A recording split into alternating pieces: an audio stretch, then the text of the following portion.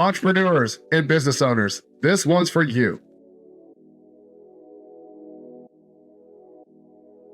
Okay, so every week, my good friend Iris Goldfeder from Gasstove Creative has an awesome podcast called The Cookbook. I help her produce it. We've been putting it on for 3 years. And on her podcast, pretty much every week, she asks entrepreneurs and business people, what advice could you give someone that wants to be an entrepreneur? Now you guys can go, there's be a link in there. You can go watch the podcast. There's a link in the information below. You can go watch the podcast.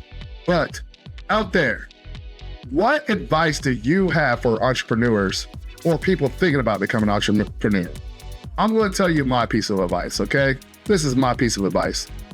Have a backup job if you're just getting started, or at least make sure you have at least close to a year's salary or a year's amount of money to cover your basic bills, especially if you're going in it on your own.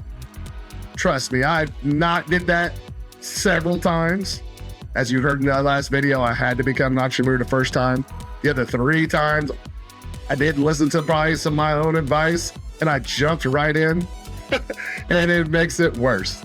And it makes it so hard if you don't have a little bit of a reserve, or you start your entrepreneurial journey as a side hustle. You know, keep your job for a while, take your time, make sure you get all this stuff in place, and make sure you have some backup, because you're definitely going to need it.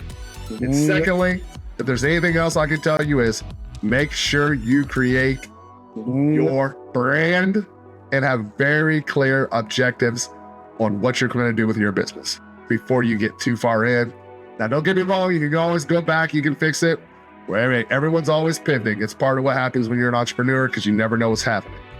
But those are the 2 pieces of advice that I think I would give anyone asking me, if they should become an entrepreneur, what they should consider.